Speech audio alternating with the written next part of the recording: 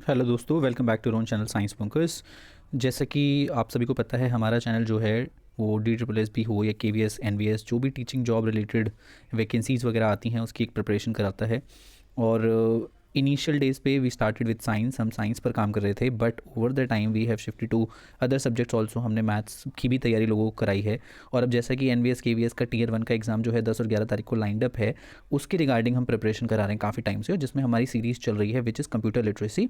और अभी तक हमारे 14th डे हो गए हैं। आज हम 15th डे का वीडियो लेकर आने वाले हैं दोस्तों। तो आज 15वां दिन है वीडियो का, और इसी सीरीज़ में हम टॉपिक वाइज वीडियोस ला रहे थे। और ये टॉपिक वहीं से उठाए हैं जो पहले KVS अपने एग्जाम से पूछता रहा है। इससे पहले KVS 10 नंबर का पूछता था कंप्यूटर लिटरेसी, मतलब 10 क्वेश्चन पूछता था, 10 नंबर तो नहीं कहूँगा। अब इस बार 20 क्वेश्चन आने हैं जो कि 60 मार्क्स के हैं। तो इसको ध्यान में रखते हुए उन्हीं टॉपिक्स को पिकअप किया है। और अब जो आज टॉपिक हमने लिया है, एक्चुअल में तीनों टॉपिक क्लब करके देखें तो काफ़ी कॉमन प्लेटफॉर्म पे होते हैं। मतलब MS Excel हो, चाहे आपका पावर पॉइंट हो, या वर्ड कैसे यूज़ करते हैं, तो ये नॉर्मली हम कंप्यूटर में काफ़ी यूज़ करते हैं। और इनकी ना शॉर्टकट कीज़, कमांड, फार्मूला, इन सब पे काफ़ी क्वेश्चन पूछा जाता है। शॉर्टकट कीज़ में भी हमने कुछ टर्म्स की थी जो अक्रॉस इन तीनों कॉमन होती है। वैसे टेक्स्ट को लेकर जब भी हम काम कर रहे होते हैं, जैसे फॉर एग्जांपल मैं 2-3 आपको कीज़ बता दूं। जैसे अगर आप Ctrl+B करेंगे तो ये आपके डॉक्यूमेंट को ना बोल्ड कर देता है, टेक्स्ट को। चाहे ये आपका एक्सेल में हो, चाहे आपका वर्ड में काम कर रहे हो, चाहे आप पावर पॉइंट में काम कर रहे हो। ये सिंपल बेसिक है ना। Ctrl+I कर देंगे तो वो डेटा को इटैलिक कर देता है। ये शॉर्टकट कीज़ याद रखना, ये थ्रू आउट कॉमन होती है। बट अभी हम जो है वो सीरीज वाइज जाएंगे, पहले एक्सेल खत्म करेंगे, फिर वर्ड करेंगे, और फिर पावर पॉइंट के कुछ क्वेश्चंस देखेंगे। अगर आप Ctrl+I दबाते हैं तो इटैलिक हो जाता है। इटैलिक होने का मतलब है थोड़ा सा ये वाला जो फॉन्ट दिख रहा है इसे इटैलिक फॉन्ट कहते हैं। ये Ctrl+I के बाद आता है। ये वाला जो आपको दिख रहा है ऊपर वाला, इसे बोल्ड कहते हैं हम। ये Ctrl+B के बाद आता है, बोल्ड करने के बाद। ठीक है, तो ये काफ़ी कॉमनली यूज्ड हमारे शॉर्टकट कीज़ होते हैं डेटा को लेकर। एक होता है Ctrl+U। Ctrl+U क्या करता है, वो डेटा को आपके या फिर टेक्स्ट को अंडरलाइन कर देता है। तो ये तीनों ना बहुत कॉमनली यूज़ होते हैं। ठीक है, तो इनको आप ध्यान में रखेंगे। बाकी जब भी हम एक्सेल पर काम करेंगे, अभी एक्सेल की थोड़ी सी देखेंगे तो इसकी कीज़ भी बात करेंगे, शॉर्टकट कीज़। और शॉर्टकट कीज़ वर्ड के लिए भी बात करेंगे। वर्ड के लिए और काफ़ी शॉर्टकट कीज़ हैं, है ना। एक बहुत इंपॉर्टेंट आप ज़रूर कर लें, फंक्शन कीज़ का रूल कर लें। F1 F2 कैसे यूज़ होती हैं, और ये अलग अलग तरीके से यूज़ होती है। तो फंक्शन कीज़ का रूल बहुत इंपॉर्टेंट है। जैसे F5 जो है अमूमन आप कंप्यूटर को रिफ्रेश करने के लिए यूज़ करते हैं, तो है ना। तो Ctrl+F5 अगर आप दबाते हैं तो आपका कंप्यूटर जो है रिफ्रेश होता है। और अगर आप अमूमन F5 दबाकर ही रिफ्रेश हो जाता है। Ctrl+F4 दबाएंगे तो शट डाउन की तरफ भी जा सकता है कंप्यूटर। तो ये कुछ कीज़ हैं जो बहुत बेसिक है, जो कंप्यूटर लिटरेसी का पार्ट होना चाहिए। मतलब कंप्यूटर आप ऑन कर रहे हैं तो आपको चीज़ें आनी ही चाहिए। तो उसी सीरीज़ में आज MS Excel पर थोड़ा बात करेंगे। MS Excel को लेकर थोड़ा सा रिविजिट करेंगे जो हमारी पुरानी वीडियोज़ रही हैं। ठीक है, अगर आपको वीडियोज़ नहीं मिल रही हैं तो हमारे चैनल के आप प्लेलिस्ट सेक्शन में जा सकते हैं, वहाँ पर आपको सारी वीडियो मिल जाएगी। एक बार क्विकली मैं आपको इंटरफेस दिखा देता हूँ चैनल का। ये हमारा चैनल है दोस्तों, और देखिए यहाँ पे ना वीडियोज़ पे जाओगे तो आपको रीसेंट वीडियोज़ सारी मिल जाएंगी। प्लेलिस्ट पे जाएंगे दोस्तों आप, तो आपको हमारी जितनी भी है ना प्लेलिस्ट मिल जाएंगी। और जिस प्लेलिस्ट की दोस्तों हम बात कर रहे हैं वो ये वाली प्लेलिस्ट है आपकी। अभी हम इस प्लेलिस्ट पर काम कर रहे हैं काफ़ी टाइम से। इसमें आपकी सारी वीडियोज़ आपको अवेलेबल मिल जाएंगी इस वाली प्लेलिस्ट में, जहाँ पर computer literacy for KVS NVS ये हमारे एग्जाम 2026 की सारी वीडियोज़ है। जैसा कि मैंने आपको बोला 14 वीडियोज़ आ चुकी हैं। आज की जो वीडियो है 15th वीडियो है इसी सीरीज़ में। तो प्लीज़ चैनल पर जाएँ, इन वीडियोज़ को ज़रूर देखें।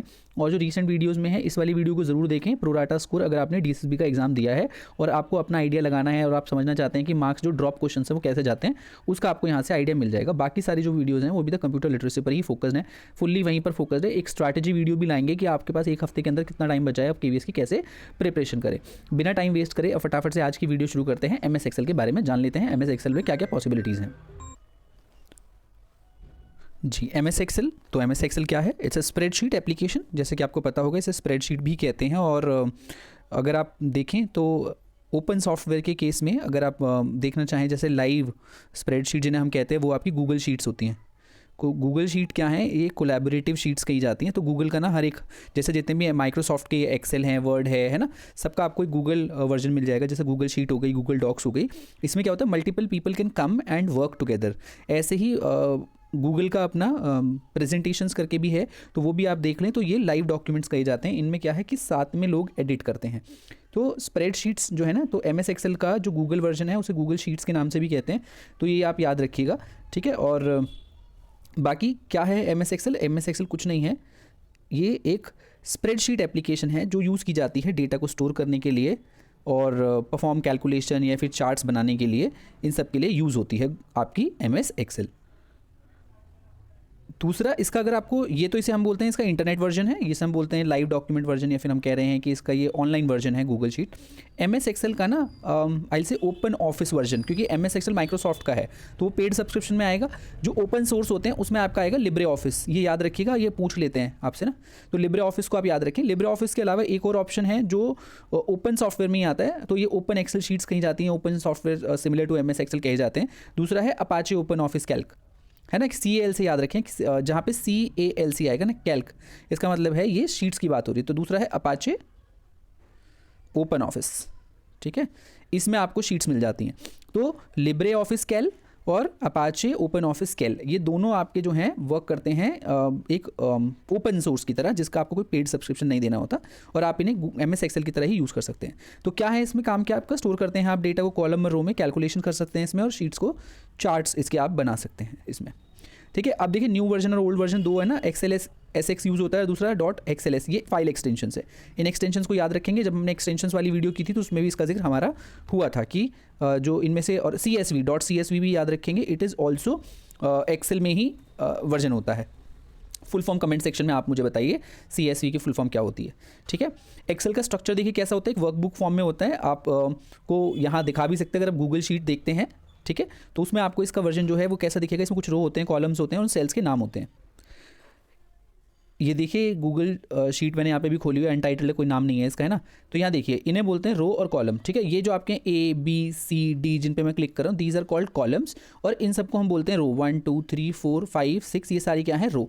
तो इनके सेल के नाम भी उसी हिसाब से होते हैं। जैसे ये सेल है यहाँ पर, तो इस सेल का अपना एक नाम है, ठीक है। तो इसे आप A1 कह रहे हैं सेल को, है ना, और इसे आप बोल रहे हैं B1, इसे बोलते हैं C1, इसे D1, ऐसी यहाँ पे आपकी B2 हो गई, C2 हो गई, है ना, और ये हो गई आपकी D2, मतलब कॉलम D और रो 2। तो ये भी पूछ लिया जाता है कि पहले कॉलम का नाम आता है, रो का नाम पहले आता है, तो पहले कॉलम का नाम आता है, तो इस सेल का नाम जो है वो D2 है।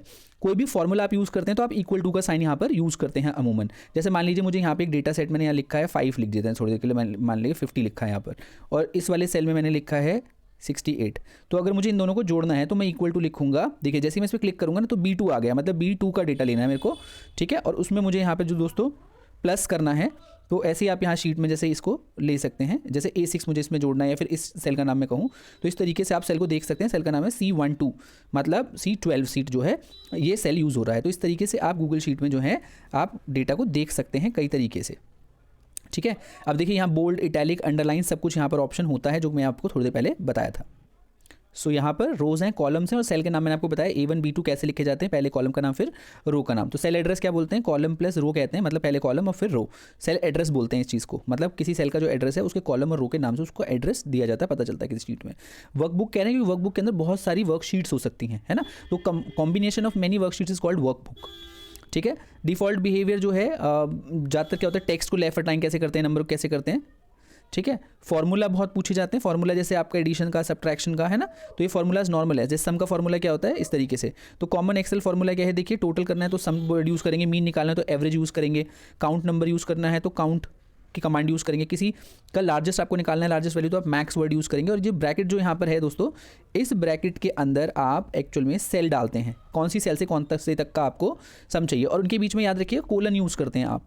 जैसे मुझे A1 से लेके A10 तक का सम निकालना है तो मैं कोलन यूज़ करूँगा, सेमी कोलन नहीं, कोलन। तो इससे क्या करेगा, ये A से लेके A10 तक के सारे सेल्स को जोड़ देगा। बट अगर मुझे कोई स्पेसिफिक सेल्स का काम करना है तो मुझे वहाँ पर A1, A10 ही यूज़ करना पड़ेगा, ठीक है। तो इस तरीके से आप डेटा को फिट इन करते हैं किसी भी एक्सेल में, आप हेल्प लेके निकालते हैं। अच्छा, चार्ट्स बन सकते हैं क्या एक्सेल में, बिल्कुल बन सकते हैं। कॉमन चार्ट्स होते हैं, कॉलम, बार, पाई चार्ट, ठीक है, लाइन ग्राफ, ये सब आप बना सकते हैं। एक्सेल में क्या नहीं होता है, वीडियो वगैरह ऑब्वियसली नहीं, इंटरनेट ब्राउजिंग का ऑप्शन नहीं है, या फिर एंटीवायरस स्कैनिंग वगैरह नहीं करती है एक्सेल, MS एक्सेल, ठीक है। तो ये थोड़ा सा ब्रीफ आइडिया था, ठीक है। अब कुछ क्वेश्चंस कर लेते हैं इस पर बेस्ड, क्विकली देख लेते हैं। देखिए पहला क्वेश्चन क्या है, MS Excel is mainly use for, किस लिए यूज़ होती है, अगर आपने अभी तक देखा होगा, word processing, spreadsheet calculation, presentation या ईमेल। ऑब्वियसली किसके लिए यूज़ होती है, ये स्प्रेडशीट कैलकुलेशंस के लिए दोस्तों हम इसे यूज़ करते हैं। अगला क्वेश्चन देख लेते हैं। क्वेश्चन नंबर 2 क्या कह रहा है, द डिफॉल्ट फाइल एक्सटेंशन, हमें पता है XLS6 है ना, तो ये जो है इसका एक्सटेंशन है, फाइल एक्सटेंशन। अगला है identify the odd one out, इनमें से ऑड वन आउट आपको बताना है। देखिए यहाँ पर रो कॉलम सेल जो है ये एक्सेल से रिलेटेड है, स्लाइड्स जो है प्रेजेंटेशन से रिलेटेड है दोस्तों। क्वेश्चन नंबर 4 देख लेते हैं, cell address C5 means, C5 का अभी थोड़ी देर पहले मैंने आपको बताया और एक्सेल में दिखाया भी था। C मतलब आपका कॉलम है और 5 जो है आपकी रो है, तो यहाँ पे क्या है, कॉलम 5 नहीं, जो बी ऑप्शन है column C and row 5 is the correct answer.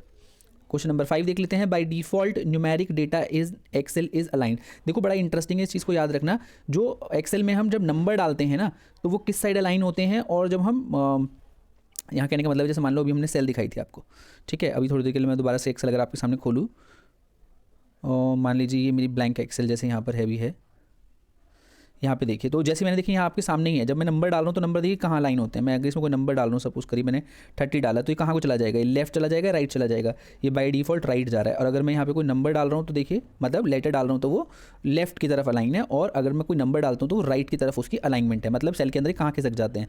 ये देखिए नंबर डाल रहे हैं तो कहाँ जा रहे हैं दोस्तों, राइट की तरफ, और अगर मैं कोई लेटर्स डाल रहा हूँ तो वो राइट की तरफ। तो क्वेश्चन आपसे यही पूछा है कि अलाइनमेंट नंबर्स की कैसी होती है एक्सेल के, तो ये हमने अभी जस्ट नाउ देखा, तो इसका आंसर हम आराम से देख सकते हैं कि अगर न्यूमेरिक डेटा हम डाल रहे हैं तो वो कहाँ की तरफ अलाइन होता है दोस्तों, राइट की तरफ, और लेफ्ट की तरफ क्या होता है आपका अल्फ़ाबेटिकल डेटा है, फिर मैं कहूँ कि आपका वर्ड बेस्ड जो डेटा है जिसमें इंग्लिश लेटर्स हम डालते हैं तो वो लेफ्ट की तरफ अलाइन होते हैं। क्वेश्चन नंबर 6 देख लेते हैं, which of the following is a valid Excel formula. देखिए इनमें से वैलिड एक्सेल फॉर्मूला कौन सा है, आपसे ये पूछा जा रहा है क्वेश्चन नंबर 6 में। तो इसका जो करेक्ट आंसर है दोस्तों वो C है। रीज़न देखिए, ये मैंने आपको बताया था सम वाला होता है, परंतु जब तक उसके आगे आप इक्वल टू नहीं लगाएंगे तो उसका फॉर्मूला वर्क नहीं करता। तो एक्सेल में हमेशा याद रखिएगा, हमेशा एक्सेल के फॉर्मूला जो होते हैं वो दोस्तों इक्वल टू से शुरू होते हैं, इक्वल टू का साइन उसके आगे जरूर होना चाहिए।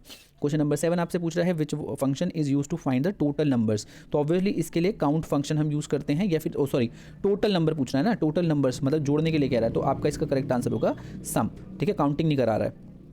क्वेश्चन नंबर 8 देख लेते हैं। 8 पूछ रहा है, आइडेंटिफाई द इनकरेक्ट स्टेटमेंट, इनमें से गलत स्टेटमेंट कौन सी है। Excel files are called workbooks, बिल्कुल सही है। Worksheet contain rows and columns, बिल्कुल सही है। एक्सेल कैन क्रिएट चार्ट्स, बिल्कुल सही है। Excel is use to create animations, नहीं, एक्सेल एनिमेशंस नहीं बनाता है दोस्तों।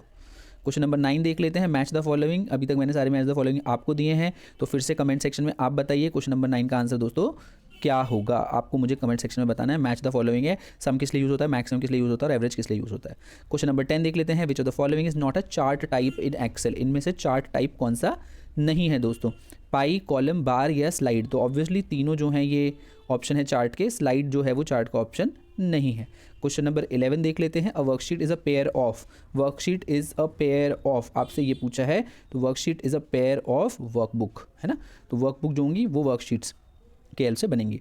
तो which option to contains only Excel functions, इनमें से आपको पूछा है एक्सेल के कौन से फंक्शंस इसमें से हैं और कौन सा नहीं है। देखिए यहाँ पर जो है ना सम तो होता है, टोटल और ऐड जो है ये इसका पार्ट नहीं है। काउंट, मैक्स और मिनिमम ये तीनों होते हैं एक्सेल में। राइट, रीड, सेव तो कभी नहीं होता। ओपन क्लोज प्रिंट नहीं होता। प्रिंट ऑब्वियसली होता है, ओपन क्लोज को एक बारी को आप थोड़ा साइलेंट मार सकते हैं, बट यहाँ फॉर्मुलाज की बात करें, फंक्शंस की बात करें तो B would be the correct answer यहाँ पर। Question number 13, which symbol is use to start formula. अभी थोड़ी देर पहले बताया इक्वल टू के बिना फॉर्मूला शुरू ही नहीं होते हैं कभी भी एक्सेल शीट में दोस्तों।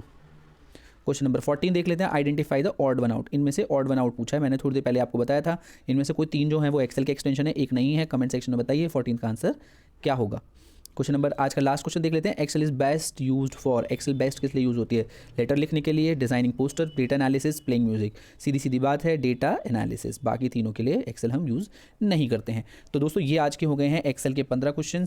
कोशिश करेंगे वर्ड और पीपीटी के जल्दी क्वेश्चन लाएं। अगर आपको और कोई स्पेसिफिक टॉपिक रिलेटेड क्वेश्चन पूछने हैं तो बिल्कुल पूछिए, comment section is always open for you. God bless you all the very very best for your examination. आप बढ़िया कर रहे हैं, बेहतर कर रहे हैं और काफ़ी से काफ़ी अच्छा कर रहे हैं और करते रहिए। और इस बार 2026 में गवर्नमेंट जॉब आपकी है। All the very very very best दोस्तों।